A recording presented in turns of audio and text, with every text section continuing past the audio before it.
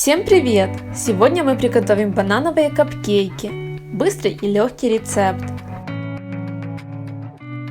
Не забывайте ставить лайк и подписываться на канал. Для начала нужно размять банан вилкой.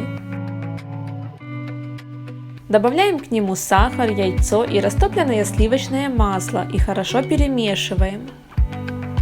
Далее добавляем муку, соль, соду и разрыхлитель. Перемешиваем до однородности. В конце подсыпаем кусочки вашего любимого шоколада. Выкладываем тесто в формы. Выпекать нужно примерно 20-25 минут при 180 градусах.